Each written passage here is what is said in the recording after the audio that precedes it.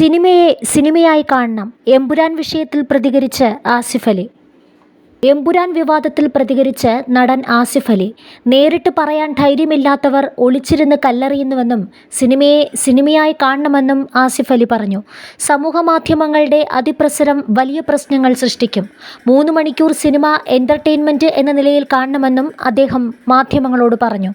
Cinema എത്രത്തോളം സ്വാധീനിക്കും എന്നത് നമ്മൾ തീരുമാനിക്കണം.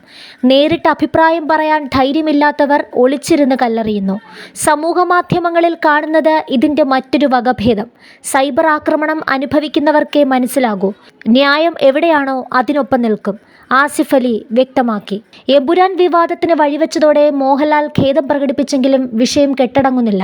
സംഭവത്തിൽ നിരവധി പ്രമുഖരാണ് പ്രതികരണവുമായി രംഗത്തെത്തുന്നത്.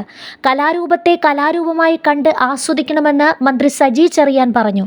നമ്മളെല്ലാവരും ഒന്നാണ് എന്ന ആശയമാണ് സിനിമ മുന്നോട്ട് വയ്ക്കുന്നതെന്നും അദ്ദേഹം വ്യക്തമാക്കി. സംഭവത്തിൽ മോഹൻലാലും ഖേദം പ്രകടിപ്പിച്ച് രംഗത്തെത്തിയിരുന്നു. മോഹൻലാലും അത്തരം വിഷയങ്ങളെ നിർബന്ധമായും സിനിമയിൽ നിന്നും നീക്കം ചെയ്യാൻ ഞങ്ങൾ ഒരുമിച്ച് തീരുമാനിച്ചു കഴിഞ്ഞുവെന്നും വ്യക്തമാക്കി.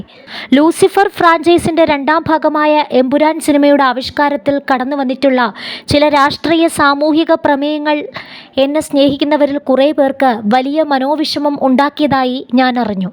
ഒരു കലാകാരൻ എന്ന നിലയിൽ എൻ്റെ ഒരു സിനിമയും ഏതെങ്കിലും രാഷ്ട്രീയ പ്രസ്ഥാനത്തോടോ ആശയത്തോടോ മതവിഭാഗത്തോടോ വിദ്വേഷം പുലർത്തുന്നില്ല എന്ന് ഉറപ്പുവരുത്തേണ്ടത് എൻ്റെ കടമയാണ്.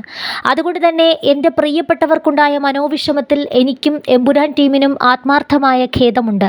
ഒപ്പം അതിൻ്റെ ഉത്തരവാദിത്വം സിനിമയ്ക്ക് പിന്നിൽ പ്രവർത്തിച്ച ഞങ്ങൾ എല്ലാവരുടേതുമാണ് എന്ന തിരിച്ചറിവോടെ അത്തരം വിഷയങ്ങളെ നിർബന്ധമായും സിനിമയിൽ നിന്ന് നീക്കം ചെയ്യാൻ ഞങ്ങൾ ഒരുമിച്ച് തീരുമാനിച്ചു കഴിഞ്ഞു എന്നായിരുന്നു മോഹൻലാലിൻ്റെ കുറിപ്പ്.